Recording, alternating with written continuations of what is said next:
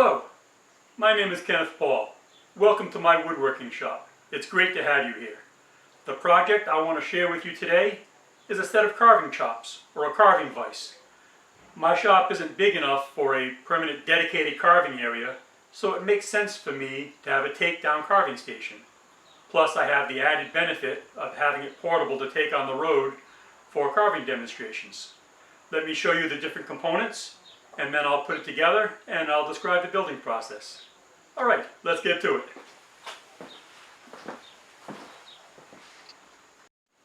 Alright, what we have here is the base of the unit. I've already bolted the center onto the base, and you can see that it's just bolted with lags into T-nuts. So these two pieces come apart.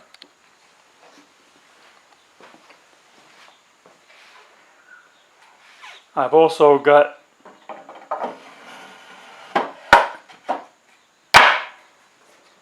a seat built into it when you're doing intricate carving or going to be spending some time at the vise. This is the plywood base that will slide down over the top. And this is the set of carving chops themselves, made out of hard maple,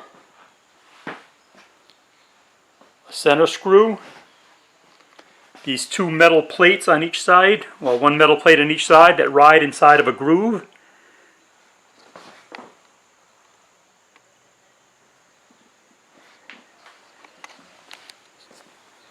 The front joint is a large hand-cut dovetail that I reinforced with through dowels. The jaws are lined with leather. Alright, let me show you the unit assembled. Alright, here's the assembled carving chops.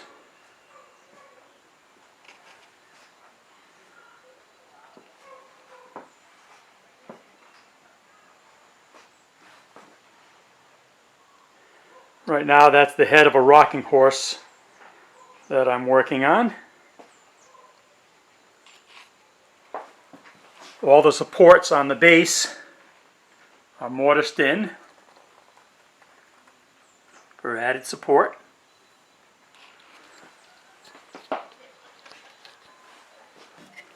You can position the vise in or out or all around. It just tightens with a 1/2 inch bolt from underneath.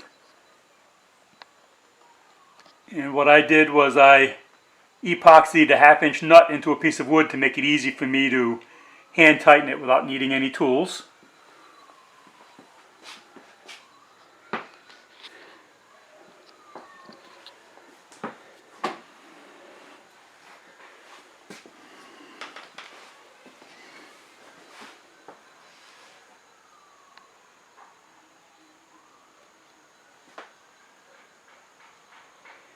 Compared to working off a bench vise, it holds things at a much more comfortable height, and it can hold much larger items, bulky items. The rocking horses I make are quite large and they need this kind of a carving chop.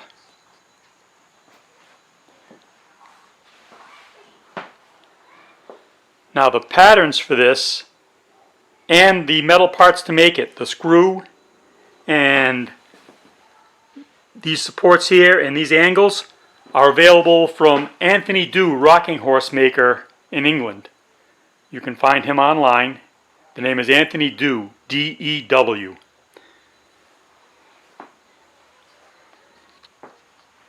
It's his rocking horses that my rocking horses are patterned after. Again, this head's only roughed out.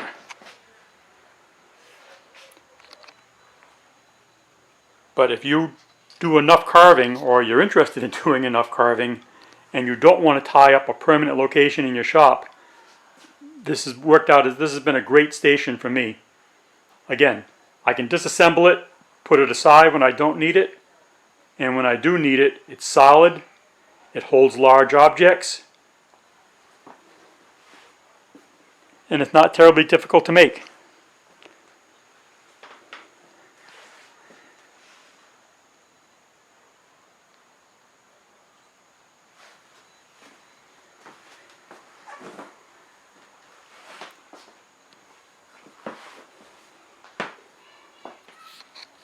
Alright, well,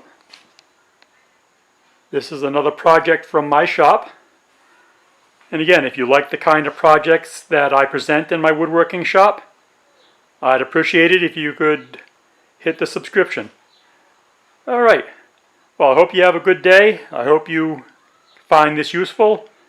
And like I said, if you decide to build one, the plans and material are still available after all these years from Anthony Dew, Rocking Horse Maker.